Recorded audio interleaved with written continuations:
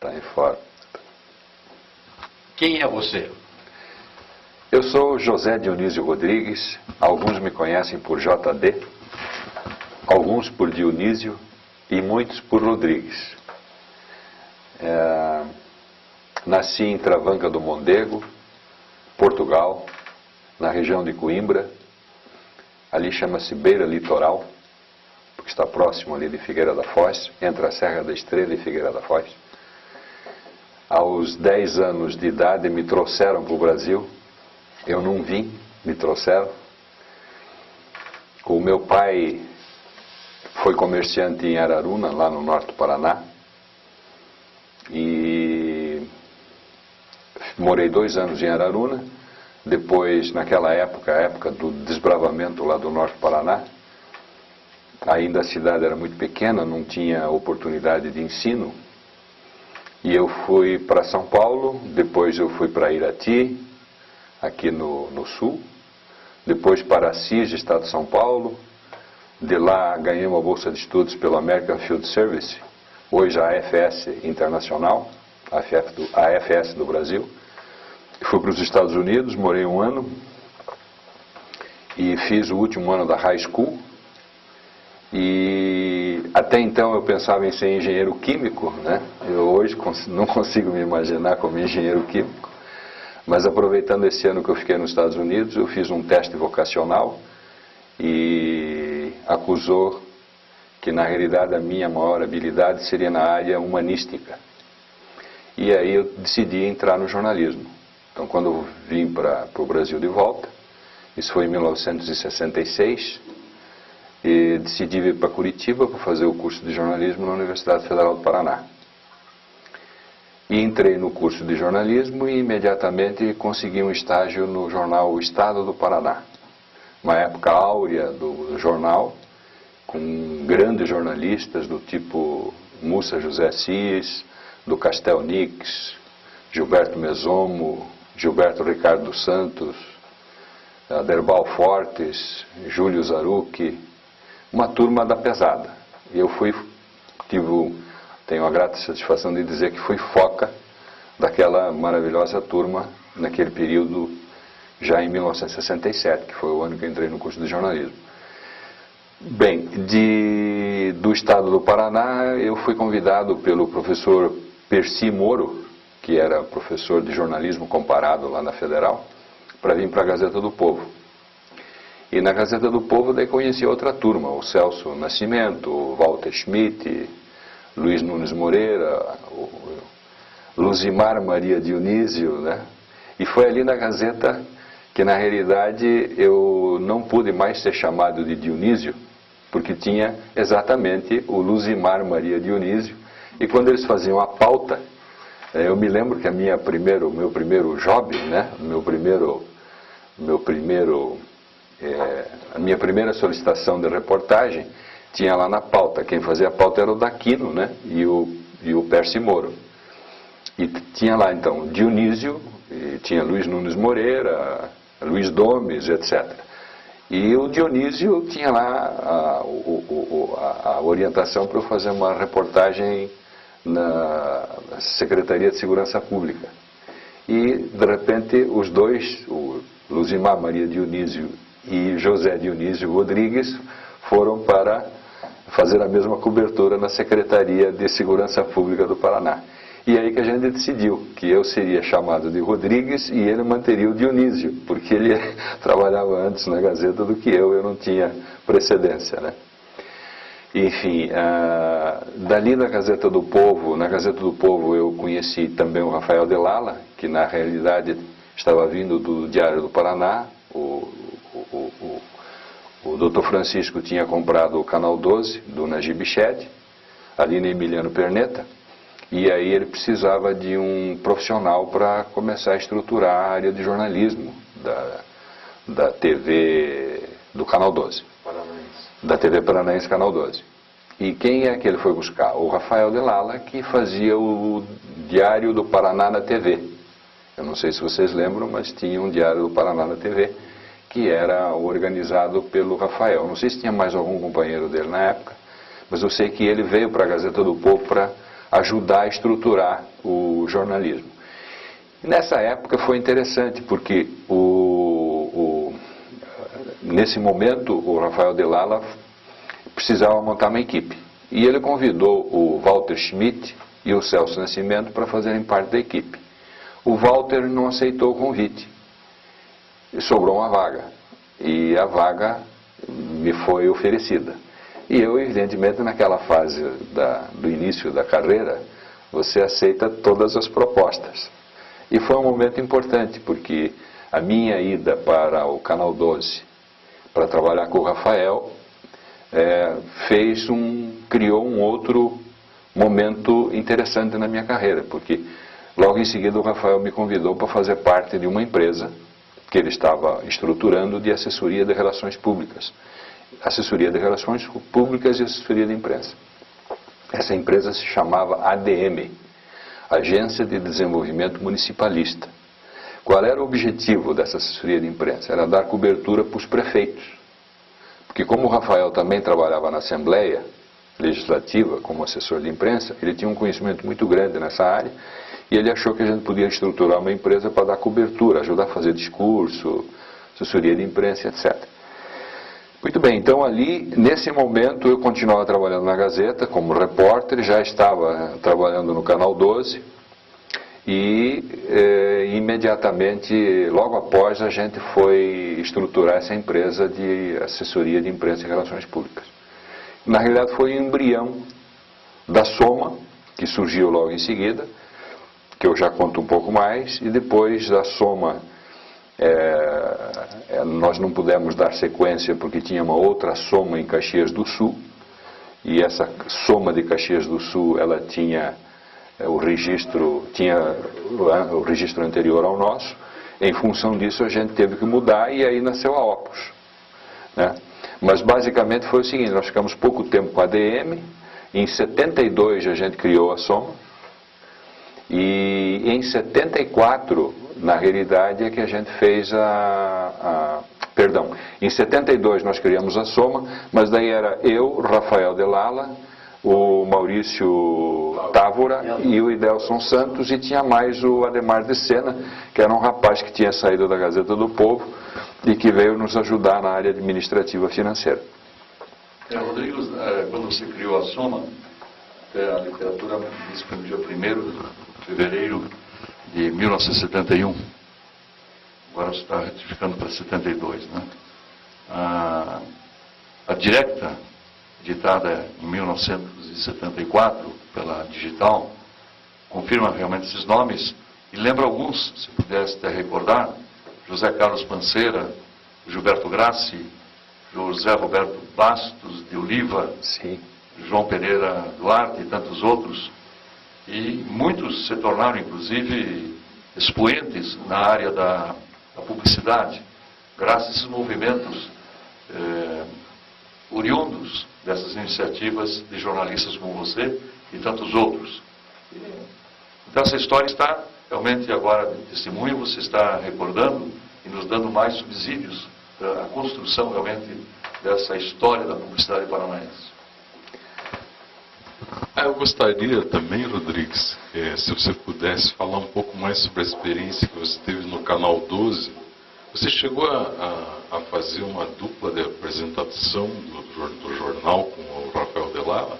Em alguns momentos sim, porque a gente funcionava como reserva.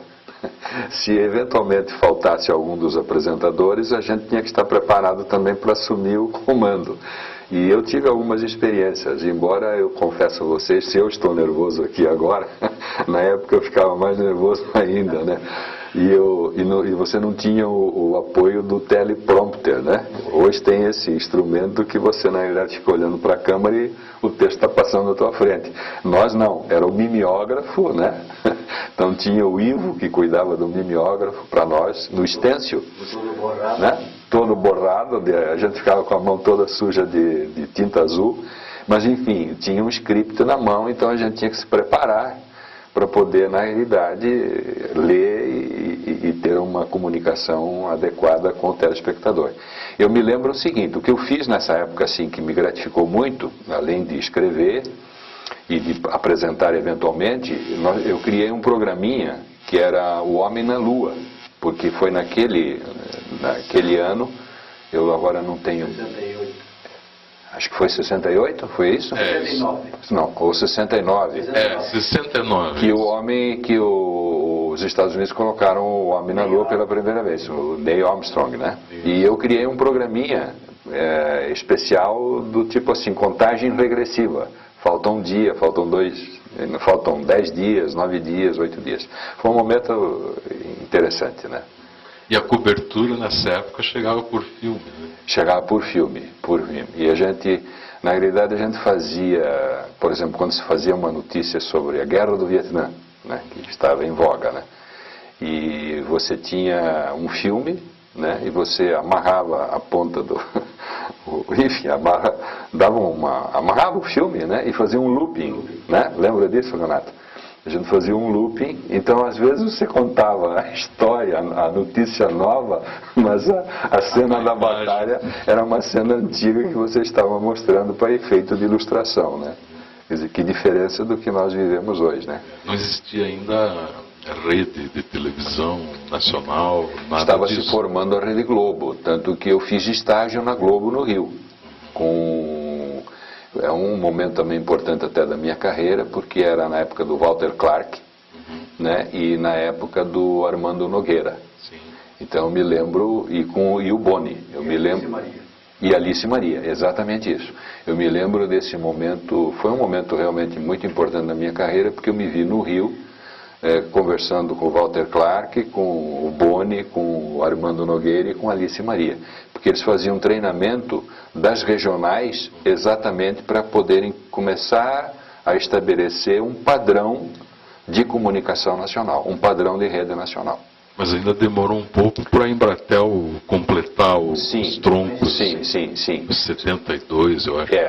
Eu me lembro que eu fiquei na televisão, eu não tenho muita certeza agora. Eu saí da Gazeta em 75, mas da televisão eu saí antes. Não sei se foi 72, se foi 73.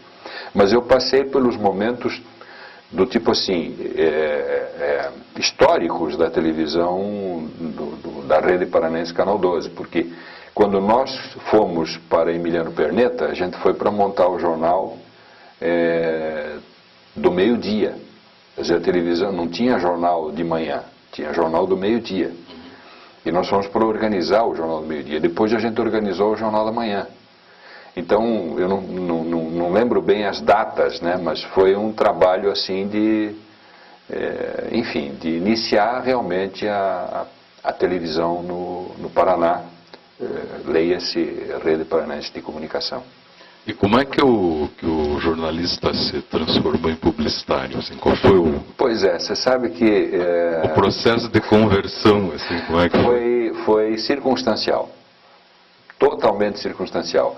Eu me lembro que uma vez conversando com Miguel Krisner sobre o planejamento, até o convidamos para dar uma palestra num evento nosso, da Opus Múltipla, e ele falou assim, pois a gente fala tanto de planejamento e às vezes as coisas na vida acontecem de forma circunstancial.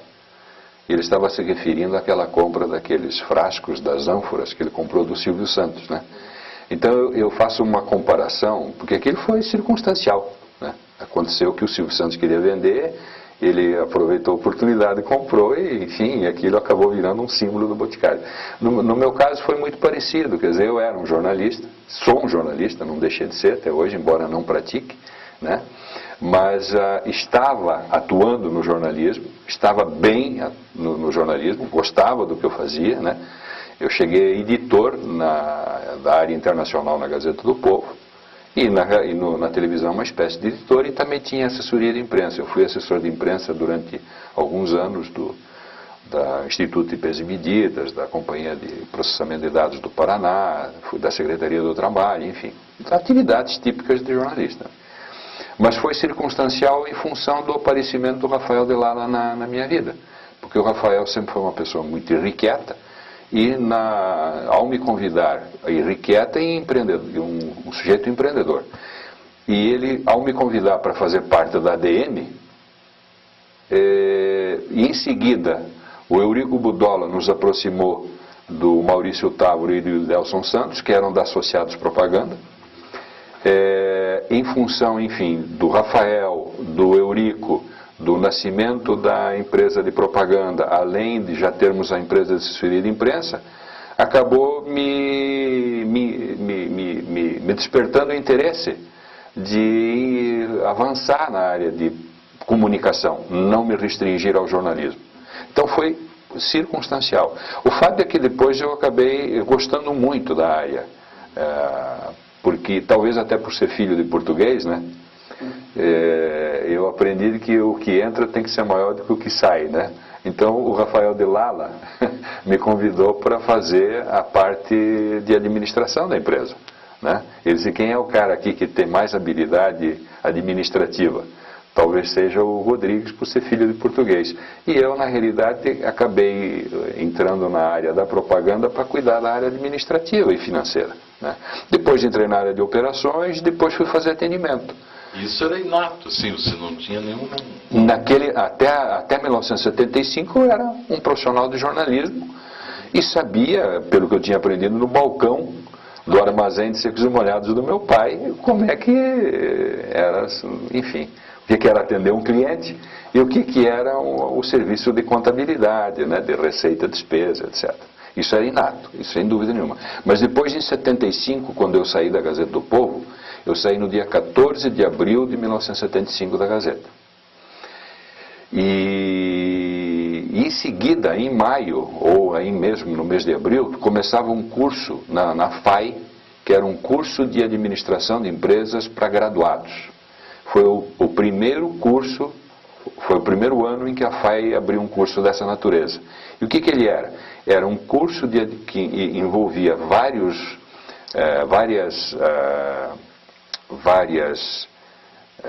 tópicos da área de administração. Então tinha recursos humanos, contabilidade, etc. Era um pacote de informações na área de administração, em convênio com o PPTE, que era um programa paranaense de treinamento de executivos. Não sei, vocês talvez até lembrem disso.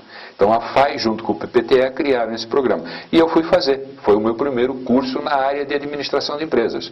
O que foi excepcional, porque ele tinha uma carga mais de 400 horas, né? Então me deu uma boa base na parte de RH, na parte de contabilidade, na parte de administração financeira, na parte de planejamento, né?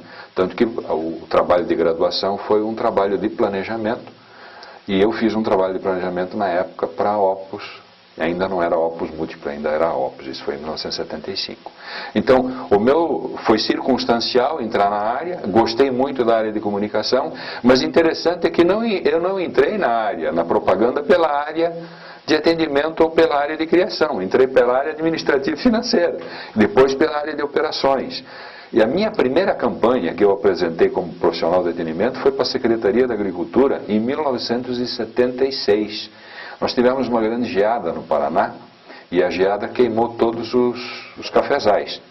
E o Canê era governador, e o Paulo Carneiro Ribeiro, já falecido, era o secretário da Agricultura. E o Celso Nascimento, meu colega de Gazeta e de Canal 12, era o assessor de imprensa. E aí o governador pediu para que fizesse uma campanha de incentivo ao replantio de café. Só que precisava, evidentemente, era um órgão público, precisava fazer uma concorrência, né?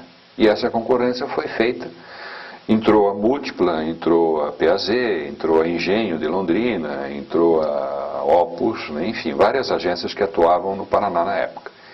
Quem ganhou a concorrência foi a Opus e foi a Engenho. Como duas agências ganharam a concorrência? É que a Engenho ganhou pelo visual.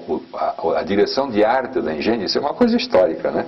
A direção de arte da Engenho foi excepcional. Quem era o diretor de arte da Engenho na época? César Marquezine, que fez uns layouts extraordinários, como ele sabe fazer. E nós ganhamos pelo texto, pela redação e pelo mote da campanha. Negócio bom mesmo é café, é hora de plantar, que era do Jacques Brandi, um redator que atuou comigo durante um período. Então daí as duas agências foram vencedoras, mas daí tinha que fazer uma joint venture. E nós fizemos a primeira joint venture, que eu me lembro, né? Que foi a Engenho, do Valdoir Pagani, e à época trabalhava lá como redator o Domingos Pellegrini. E eu até brincava, porque o Jacques Brandi ganhou do Domingos Pellegrini naquela campanha, no texto. Você imagina o time, né? E aí nós juntamos o César Marquezine com o Brandi, com o Jacques Brandi, para a gente poder juntar o texto com o layout. Isso aí é uma campanha maravilhosa. E essa foi a primeira campanha que eu apresentei para a Secretaria da Agricultura. Rodrigues, como profissional de atendimento. Ainda insistindo na sua história da propaganda, a primeira agência foi a Soma, que você trabalhou, e ficava na Marechal Floriano. E o Jamil Snesch trabalhou com você também, foi redator durante algum tempo. Foi. Então eu gostaria de essa sequência cronológica, Soma. Você foi fundador da Soma? Eu fui fundador da Soma junto com o Rafael de Lala. Na realidade, verdade seja dita, eu fui convidado pelo Rafael de Lala para fazer parte da ADM. Depois, na Soma, fui convidado pelo Rafael de Lala para fazer parte da Soma, junto com o Maurício Távora, com o Idelson Santos e com o Ademar de Sena. E a Soma, depois da Marechal Floriano, passou para Brigadeiro Franco. Passou para Brigadeiro Francos. Depois que ela se tornou Opus. Depois que ela já tinha se tornado Opus. Ela se tornou Opus ainda na Marechal Floriano, esquina com a 15. Do lado de cá é o HSBC e do lado de lá é o edifício Esmeralda. Nós ficávamos no 8º e no 9º andar do edifício. Naquela fase dos anos 70, Soma, Opus, esses redatores se tornaram, na posteridade, como Jamil Snesch, excelentes redatores. O próprio Jamil depois escreveu a sua própria propaganda. Como era a propaganda nesse tempo inercial seu, depois a passagem para Opus, que você foi dinamizando toda essa tua essência como administrador e também financeiro? Como eram os graus de dificuldades, os contraditórios da época em relação hoje à publicidade mais moderna? Não na tecnologia, mas a questão de captação de clientes, o coleguismo, enfim. Você poderia descrever isso? Posso sim, e até diria para você o seguinte, eu acho que era mais fácil, apesar das dificuldades que a gente tinha, do que é hoje. Bem, por que eu acho que era mais fácil? Primeiro porque a gente falava com quem decidia, né? Se falava com o dono da empresa, falava com o Rubens Steig, se falava com o Tota Malucelli, né? Você falava com o Maurício Frischmann, você falava com o Nasser, com o Kivi, né, da Ginstock, você falava com o Moisés Bergerson. Então, se havia alguma dificuldade de fazer um briefing, que existia sim, porque normalmente o briefing era o seguinte: eu preciso vender, né? E como é que eu faço para vender? E aí entrávamos nós como consultores de comunicação. Então eu diria o seguinte: o relacionamento era extremamente direto, extremamente objetivo e tinha muito pouca refação. A gente usa um termo hoje, não sei nem se existe essa palavra em português, refação, mas enfim, o ato de refazer hoje, nós refazemos materiais. Por quê? A grande diferença é que hoje a gente não fala com o dono da empresa, a gente fala com um time de profissionais de marketing e de comunicação, e nós temos que respeitar os diversos escalões. Então eu faço hoje o trabalho para um determinado cliente, é um determinado profissional que passa o briefing, mas quem aprova não é o mesmo profissional que passou o briefing, e depois quem vai aprovar em última instância às vezes é o presidente da empresa, que na realidade não sabe qual foi o briefing que foi passado. Então, hoje eu diria o seguinte: a maior dificuldade que a gente enfrenta é, além da comunicação ter se expandido, e hoje você tem você tem uma gama muito grande de atividades de comunicação, né, de ferramentas de comunicação, que você não tinha na época. Então, além dessa dificuldade nova, tem essa dificuldade maior, que é você estar falando com pessoas que na realidade brifam, mas não têm autoridade para provar o anúncio, ou o filme, ou o material final. Bem, na época era interessante, voltando lá, a gente trabalhava com letra 7, a gente trabalhava com fotocomposição, né? Então, nós sabemos inclusive a importância que você teve aqui, Renato, Luiz Renato Ribas, né? na importância que você teve nos ajudando com o trabalho de fotocomposição, né? Porque o redator escrevia o texto, a gente definia qual era a tipologia que ia ser utilizada, mandava para você por motoqueiro, né? Ou por táxi, né? E aí você fazia e devolvia para a gente fazer a marcação nos layouts e nos materiais gráficos, né? Preciso dizer que um pouquinho antes disso, ou simultaneamente a esse processo, ainda existia o clichê, né? Eu ainda peguei o clichê. Tinha alguns jornais que utilizavam o clichê. Isso. Então você tinha que mandar o material para o jornal em clichê, que tinha uma clichêria em Curitiba. E aí, falando de clichê e falando de fotolito, né?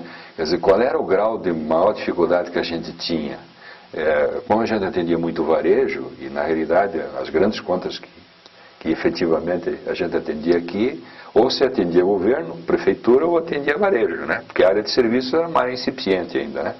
Então o varejo, normalmente o varejo tinha uma rede, né? Então a HM, por exemplo, tinha rede, né? Eu atendia a HM mais tarde depois, né? Mas a gente tinha que fazer stripping no fotolito. Vocês lembram disso, né? Sim. Então a gente tinha que às vezes... agregar alguma coisa. Isso, então faltava aquele produto que estava programado, ele não chegava, então você tinha que trocar o produto na última hora. Então isso era sábado. Você tinha que cortar o fotolito, colar com durex, né? E mandar de novo o fotolito para o jornal. E às vezes você tinha que retocar, e às vezes você tinha que fazer isso no estado inteiro, né? E no caso da HM, até para fora do Paraná. Às sextas-feiras, daí já na Opus Múltipla, né? O Desidério vinha de tênis, né? Para que ele pudesse ter um fio terra melhor. Tão grande era a tensão para você elaborar as artes finais e fazer 80, 90 fotolitos para despachar para o Paraná inteiro, para o Rio Grande do Sul, para Santa Catarina e até para Santos, que a HM tinha uma loja lá também. Mas em relação às artes, propriamente dita, existia um detalhe a mais, que todas elas eram montadas com cola de sapateiro. Inclusive, é verdade. O nosso amigo Arnaldo Del Monte criou a meleca, que era a sobra da cola de sapateiro, com a qual ele fazia a limpeza da arte. E à medida que ia usando, ia se transformando numa bola. Depois dividia outras e tal, providenciava desta forma a arte, para posteriormente então fazer o clichê, ou o fotolito. Pois esses são momentos assim românticos da nossa atividade, né? Eu fiz um comentário aqui agora há pouco de que eu achava que era mais fácil, né, apesar das dificuldades todas que a gente tinha, né? E realmente eu estou convicto de que hoje exercer o papel de comunicador, e eu gosto mais de colocar hoje a nossa atividade assim: nós não somos fornecedores, né? Nós somos consultores de comunicação, né? Essa é a grande missão que a gente tem, né? Como profissionais da comunicação. Nós somos consultores. E às vezes a gente sente que na época a gente tinha mais valor do que tem hoje, né? Isso não é generalizado, mas em alguns casos a gente sente isso hoje. A gente para o Tota Malucelli, o Rodrigues, o Paulo Vítola, o Desidério, né? O Gilberto, eram pessoas extremamente importantes, porque ele dependia do nosso talento para poder desenvolver o negócio dele, né? Claro que tem exceções, né? Eu tenho um cliente hoje na agência, tem vários clientes na agência, mas um deles, ele sobremaneira, ele tem uma visão da comunicação muito clara, que é o Miguel Krisner do Boticário, né? Ele tem uma visão muito clara do papel da agência como consultora, do profissional de comunicação como consultor. Outros clientes é um processo de desenvolvimento, né? Que a gente precisa desenvolver essa mentalidade da consultoria da comunicação. Esse papel importante que a gente exerce. Bem, teve a soma, depois a soma se transformou em opus. Essa transição, que você conta dessa transição de nome, Soma Opus, depois vem a Opus. Opus Múltipla, perfeito. A parte corporativa, você continuava como fundador da Soma, depois da Opus também, e essa transição, não sei se há algum registro que isso poderia ser o depoente nesse instante. A história da Soma, então, foi basicamente o seguinte. A Soma, ela nasceu em função que era uma soma de profissionais na época. O Maurício, o Idelson, eu, o Rafael e o Ademar de Sena. Infelizmente, às vezes, Casa de Ferreiro espelho de pau. Quer dizer, a gente, profissionais de comunicação, deveríamos ter entendido que precisava fazer pesquisa no INPI. A gente não fez. Veio uma cartinha lá do nosso amigo da Soma de Caxias e pediu para a gente mudar o nome. E nós tivemos que mudar. Aí o Mico ficou com o Maurício, né? E agora? Agora você cria um outro nome. Aí o Maurício fez uma série de nomes, entre eles estava Opus. Nós gostamos, porque Opus é obra em latim, né?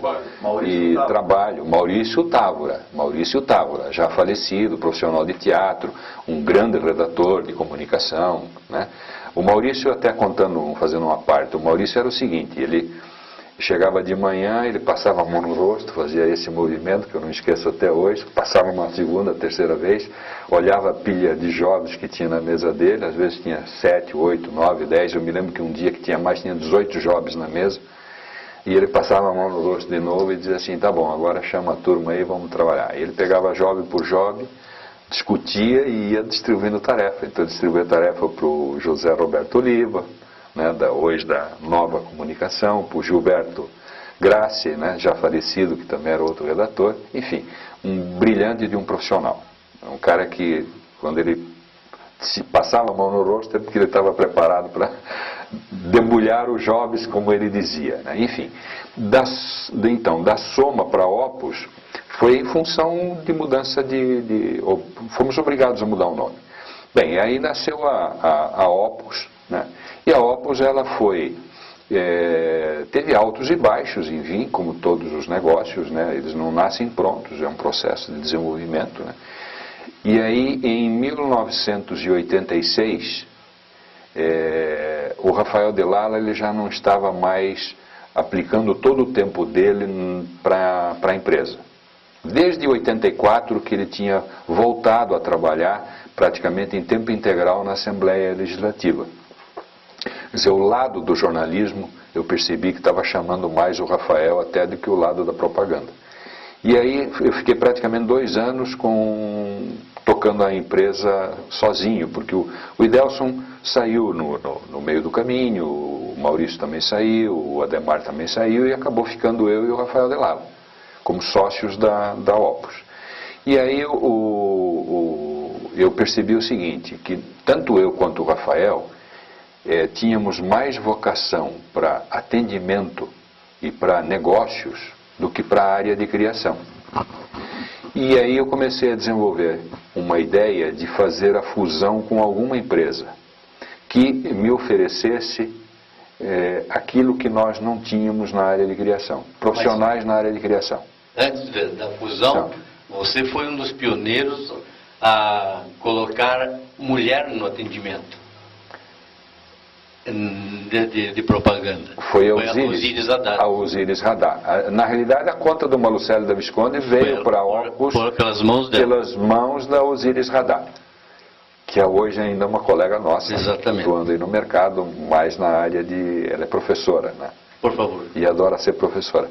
Mas enfim, é verdade, isso foi um movimento do Rafael Delala. Mérito seja dado ao Rafael. Um dia ele chegou com a Osíris e disse, olha, temos aqui uma profissional que pode nos ajudar, e foi ela que me aproximou do Tota. Eu conheci o Tota por intermédio dela. Mas enfim, então voltando lá, nós então, em 86, eu andava buscando desde 1984 a possibilidade de fazer fusão ou de contratar alguém que pudesse fazer o papel que fazia o Maurício Távora, que enfim não estava mais conosco. E aí o Percy Tamplin fez um comentário de que o pessoal da Múltipla, o Desidério e o Gilberto, porque o Gilberto e o Desidério também estavam nessa época já sozinhos. Eles já tinha o Zanoni já não fazia mais parte, o Ricardo Cravo teve lá um período, o Renato Mazzani, que também teve um período, não é isso, antes? E eles estavam sozinhos, e eram dois profissionais, um na área de direção de arte e outro na área de texto. E eu falei, olha, pode ser que dê samba, vamos procurar uma aproximação. E quem fez esse primeiro movimento foi o Percy Tamplin, tanto que até hoje ele diz assim que ele foi o padrinho da fusão. E aí começamos a conversar e efetivamente deu liga e a gente fez a fusão da Opus e da Múltipla, que aliás foi o primeiro também movimento importante de união de duas empresas de renome, né?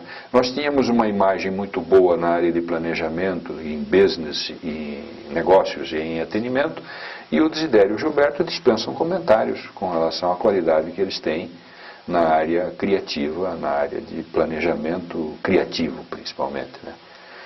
E foi uma fusão que você considera até hoje bem sucedida, assim? Considero, sim. Fusão é um assunto muito sério, né? Se alguém hoje me perguntar assim, como é que faz? Eu explico, até oriento e posso dar uma consultoria. Mas é um assunto muito sério porque você está envolvendo culturas diferentes. Está envolvendo culturas totalmente diferentes. Então, para você juntar duas culturas e das duas nascer uma terceira, é um exercício que exige muita renúncia de ambas as partes. Não é uma renúncia de uma parte, né? É um casamento, né? E um casamento, como vocês todos sabem, ele tem os altos e baixos. Mas se existir um espírito de renúncia e ao mesmo tempo existir uma missão comum, quer dizer, qual era a missão que a gente tinha? Fazer uma agência diferente, uma agência de alta qualidade, uma agência onde a gente pudesse ser feliz e até a gente pudesse dizer alguns não. Não, você eu não quero atender porque eu não acredito no teu projeto. E com a fusão foi possível fazer isso. Olha, claro que a gente não pode dizer não para todos os clientes, mas a gente pode dizer não para alguns que eventualmente não têm um projeto que se coaduna com o nosso pensamento. Então a fusão eu considero extremamente bem sucedida, e tanto que o Desidério e o Gilberto ficaram foram 20 anos de fusão, daí o Desidério desistiu não é bem o termo, ele não quis mais continuar na atividade, porque um rapaz que começou a trabalhar muito cedo, já estava com alguns problemas assim mais, enfim, ele estava desenvolvendo um lado espiritual de uma forma mais acentuada, e para você desenvolver esse lado espiritual de forma mais acentuada, o trabalho às vezes ele compromete um pouco. Então acho que em função desse momento da vida dele, ele pediu para se retirar. Nessa retirada ele ofereceu a sociedade, a parte dele para os sócios, e aí o Gilberto, ele não optou por comprar a parte dele e coube a mim comprar a parte do Desidério, e daí eu fiquei como sócio com o Gilberto, né? Então o Gilberto continua, embora não atue mais na empresa hoje, ele continua como sócio da Opus Múltipla. José Rodrigues, o nosso querido português da publicidade, né? Ainda um lado comparativo que sirva como didática. Naqueles tempos dos anos 70, onde eu participei bastante do movimento da propaganda no Paraná, especialmente em Curitiba, eu queria fazer esse tipo de comparação como um ensinamento. O planejamento dos anos 70, hoje, penso eu, e você pode ser testemunha, não pode ser comparado com o planejamento dos tempos de hoje, do século XXI. Havia mais improvisação antes, que hoje estaria perfeitamente condenada nesse século. Você concorda com isso? Para fazer um comparativo entre os tempos passados da propaganda menos competitiva ou mais competitiva daqueles tempos, com a propaganda hoje, onde o campo de batalha, principalmente com a ausência de anunciantes locais, é bem maior? Eu tenho dificuldade para admitir que hoje o planejamento é mais... Não, ele é mais complexo em função do crescimento das mídias, dos meios de comunicação. Então você tem que, com o mesmo recurso, você tem que, de forma inteligente, utilizar diversas mídias para atingir o teu público que de uma certa forma ele tem mais mobilidade, né? Então é mais difícil de você atingir o consumidor ou os públicos destinatários da tua mensagem. Então eu diria que hoje o planejamento é mais complexo em função disso. Mas na época a gente fazia planejamento muito bem feito. Eu vou dar um exemplo de duas campanhas que para mim são memoráveis. Está aqui o Paulo Vítola, né, fazendo parte hoje do grupo de entrevistadores. O Paulo, enfim, dispensa maiores comentários, como planejador de comunicação e como criativo. Ele fez uma campanha para o Malucelli da Visconde, que foi o Papai Noel Cor-de-Rosa, que você há de convir comigo que, além de criação, ela teve um planejamento extraordinário, em função de como se utilizaram os meios para poder levar a mensagem de forma adequada. Uma outra campanha que também para mim é memorável, feita pelo saudoso Jamil Snege, que foi a campanha do Kid Malu para o Malucelli da Visconde. Ora, nós, só para você ter ideia, como é que nós apresentamos essa campanha do Kid Malu? Nós um dia chamamos o Tota, na Brigadeiro Franco, para um churrasco. E quando ele veio para o churrasco, todo mundo da agência estava vestido de cowboy. Inclusive o Eurico Budola, que era o atendimento da conta. E o Tota, ele ficou surpreso, veio ele e a equipe dele ficou surpreso de ver todo mundo vestido de cowboy, né? Mas enfim, não caiu a ficha até aquele momento, né? Aí lá no meio da noite a gente convidou o Tota para vir para a sala de reunião. E eu me lembro que a sala de reunião tinha umas cortinas e nós tínhamos posto as peças de comunicação todas atrás da cortina. A única coisa que tinha ali à vista era um barril de pólvora, daqueles barris que se usavam no tempo do faroeste, com uma espingarda em cima. Então todo mundo vestido de cowboy, ele veio para a sala de reunião, olhou, não viu absolutamente nada, aí o Bira Menezes pegou um gibizinho, gibi mesmo, ele fez a apresentação da campanha em forma de gibi. Né? E aí ele começou a contar uma história. Então era uma vez um bandido chamado Inflação, né? Esse bandido, ele estava no mercado atormentando todos os comerciantes, mas eis que surge um mocinho chamado Kid, é o Kid Malu. E aí nasceu a história do Kid Malu e o Tota aprovou a campanha com... Bem, e aí o que tinha? Depois tinha chapéu para os balconistas, tinha uma estrelinha de xerife que a gente dava para o vendedor. Aí quem fizesse compra acima de um determinado valor ganhava uma sacola do Kid Malu. Quer dizer, você tinha um trabalho de planejamento, porque as peças não nasceram à toa. Então, na realidade, respondendo a tua pergunta, se planejava sim, e muito bem, cada ação. O que existe hoje é uma complexidade muito grande em função dos meios, né? Você diria que os profissionais daquela época eram mais versáteis para utilizar todos os meios disponíveis? Também. Então você pegava, por exemplo, assim, o atendimento, ele tinha... Hoje você tem várias especialidades dentro da agência, né? Antigamente o atendimento ele tinha que fazer o job completo. Porque se ele não fizesse o job completo, Renato, você lembra disso. A criação, além de rir, ela tinha que pegar o touro à unha e ela tinha que remontar o projeto, certo? Então o atendimento, era treinado numa escola para fazer o trabalho inteirinho. Se ele não fizesse, o profissional de criação tinha que fazer, porque ele tinha que conceituar. E depois de conceituar é que ele começava a desdobrar as peças, né? Então eu diria sim, que o atendimento eram profissionais bem qualificados na arte e técnica do planejamento da comunicação, e se não fossem, os profissionais de redação eram. E aí, histórias de Paulo Vítola, histórias de Gilberto Ricardo dos Santos, histórias do Jamil Snege, né? Histórias do... O Jacques foi pouco tempo. Do José Roberto Oliva, que estava lá com o Kaiser no Pão de Açúcar, né? Lembra? Né? No Extra, na época não era Extra, era Pão de Açúcar. Pão de Açúcar, isso. Enfim, tivemos grandes nomes de criativos, mas que também sabiam fazer um planejamento de comunicação muito bem feito. Eu me lembro, por exemplo, quem fez o planejamento de lançamento da vodka Viborova,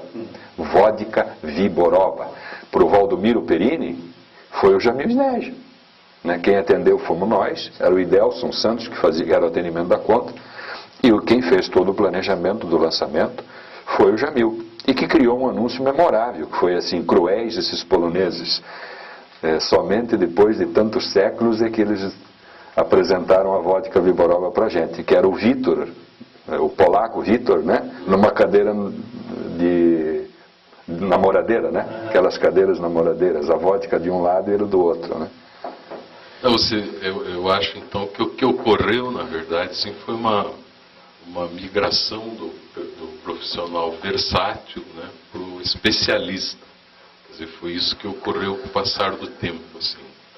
E hoje a atividade de planejar está justamente em procurar harmonizar essas diferentes especialidades, né, a partir de um determinado conceito.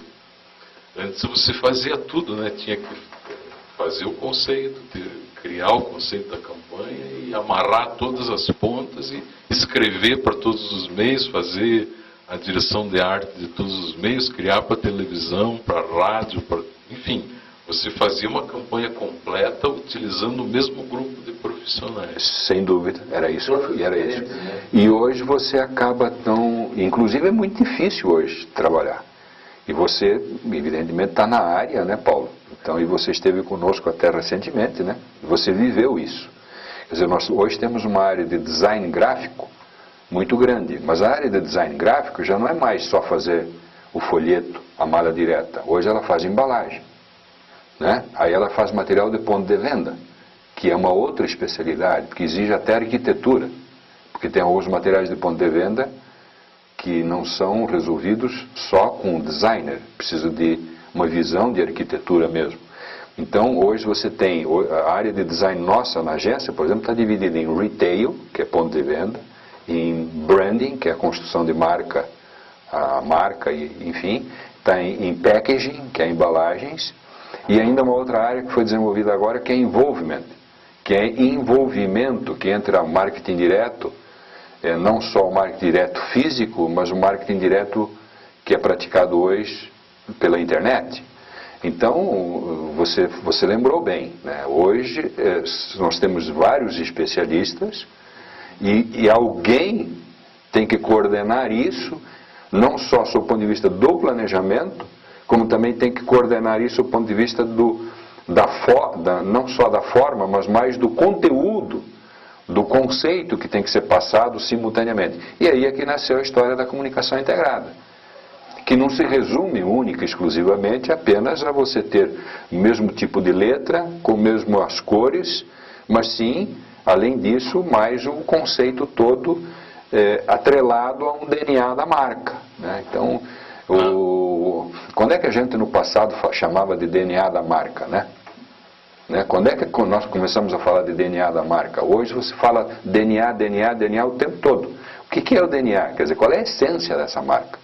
O que efetivamente ela nasceu para fazer o quê? E aí, abaixo disso, esse é o grande guarda-chuva. Debaixo disso é que você depois vai acoplando todas as ferramentas da comunicação. Mas todas elas têm que pagar um tributo para esse DNA da marca, para a essência da marca. Então aí é que entrou essa complexidade, né? E tem poucos profissionais no mercado que sabem fazer isso hoje. Muito poucos profissionais. É muito difícil fazer a integração da comunicação. Na minha opinião, assim, como profissional, eu acho que a Opus Múltipla, ela teve sempre um papel de estar à frente do tempo no mercado.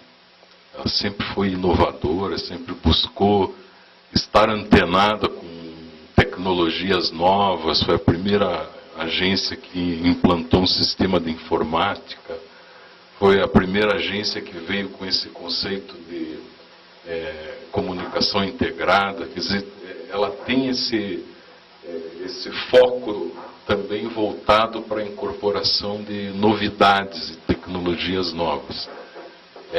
E nesse sentido, ela, na realidade, é uma pioneira da história, assim, ela está sempre à frente. Você enxerga isso da mesma maneira? Enxergo sim, com muita humildade, Paulo, né? Porque eu acho que Por que humildade? Porque no fundo, enfim, lá no exterior tem gente fazendo coisas fantásticas, né? Tem agências maravilhosas, né? Então, nesse aspecto, assim, se comparar lá fora, a gente às vezes fica assim, tem que ter esse ato de humildade. Mas ao mesmo tempo, eu concordo com você, a Opus Múltipla sempre foi de vanguarda, em termos de procurar estar à frente dos acontecimentos. E a comunicação integrada, que hoje todo mundo fala, mas que pouca gente entrega, ela nasceu há 12, 13 anos atrás, em função de um evento que eu fui a São Paulo, da HSM, um evento com o Don Schutz, que fez o primeiro livro sobre comunicação integrada e marketing, e eu vim com a ideia, e aí a gente implantou esse conceito na agência. Se você não estava, já estava chegando lá, né? Acho que você já estava lá, né? É isso aí.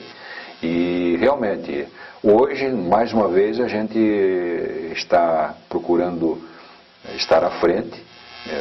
Ainda foi no teu tempo, lá conosco, que nós criamos o Sábio, né? Que é um super sistema de informações. Que, na realidade, por que informação? Porque, como você estava dizendo antes dessa apresentação aqui, antes desse depoimento, hoje a informação ela está disseminada e até o próprio consumidor já está no comando da informação, não é isso? Então, se nós não tivermos um sistema bom, dificilmente os profissionais podem produzir materiais à altura. Rodrigues, qual o recado que você daria como professor de comunicação? Tem que se respeitar. São um tempo de quase meio século na comunicação para esses jovens que estão se iniciando nas faculdades, na grade de publicidade. Qual seria esse recado didático que você daria a eles, como estímulo, como advertência ou coisa parecida? Primeiro, eu diria o seguinte: você tem que gostar muito, você tem que realmente amar aquela atividade que você vai exercer. Não pense que vai ser fácil. Não é fácil. Como não é fácil nada na vida, absolutamente nada.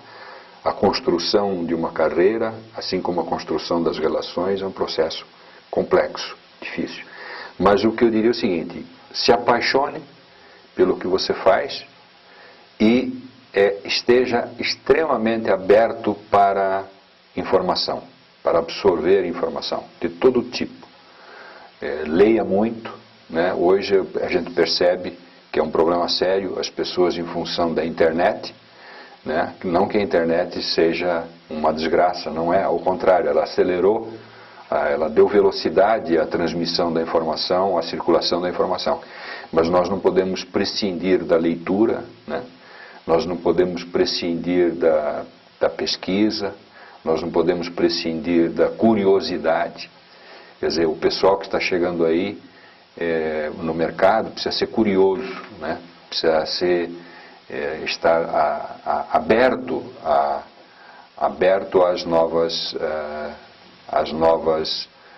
às inovações que estão surgindo no mercado. Precisa frequentar museu, cinema, enfim. O básico da nossa atividade é cultura e informação. E se não tiver apaixonado, aí dificilmente ele vai fazer uma carreira que ele efetivamente se sinta feliz.